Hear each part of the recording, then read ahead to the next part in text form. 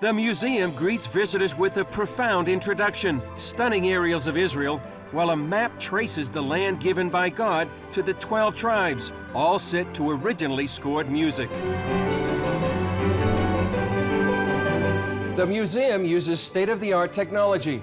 For example, this area is one of the largest touch panel exhibits anywhere in the world. Touch one of these panels, and you can find out more information about Christian Zionists throughout history. The modern features like video mapping aim to tell new audiences one of the most compelling and often unknown stories about modern Israel, the role of Christian Zionism. Israeli Prime Minister Benjamin Netanyahu addressed this history in a 2012 speech. I don't believe that the Jewish state and modern Zionism would have been possible without Christian Zionism. I think that the many Christian supporters of the rebirth of the Jewish state and the ingathering of the Jewish people in the 19th century made possible the rise of Jewish Zionism. American Mike Evans built the museum to spread the word of Christian Zionism's place in history. Wanting a home for Christians to celebrate their heroes and their history. I found no place in Israel where Bible-believing Christians can go to, and they have heroes and they have history. The museum is based on years of research and this 2-volume set written by Evans. There's so many of them. I mean, if you just take George Bush, 1844, this guy was a Hebrew professor, and he wrote a book that sold 1 million copies on the restoration of Israel. And yes, his 2 relatives were U.S. presidents.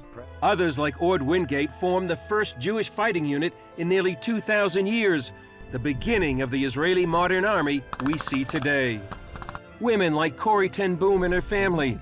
The Nazis killed her father and sister, and she suffered in a concentration camp because they hid Jews during the Holocaust.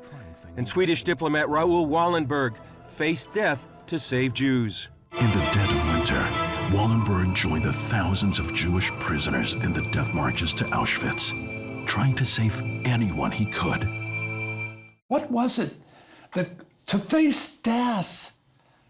I realized, number one, it was their Bible. They had an intimate relationship with the living Lord, and they loved the Word of God, and they were willing to commit their life for it. And with the Word of God came promises to the Jewish people. Those scriptural promises are woven through the exhibits, from Ezekiel to Isaiah to Abraham. According to the ancient writings, one day God appeared to Abram and spoke the words that would give birth to the nation of Israel. For visitors, the experience is wow. It's an experience like no other. I mean, you go in there and it's interactive.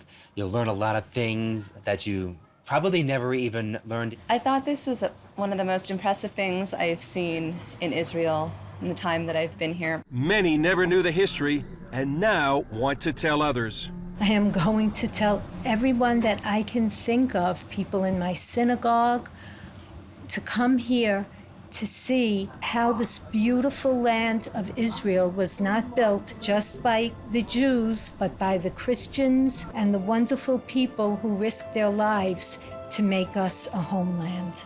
For Evans, the museum lets the Jewish people know that although enemies surround Israel, they're not alone. They see Auschwitz and what they went through, and they see the alienation in the world today, and they come through it and they say, we're not alone. There's Christians who really love us. And it's just amazing to see that. It gives me hope. I'm not alone. That's enough. Chris Mitchell, CBN News, Jerusalem.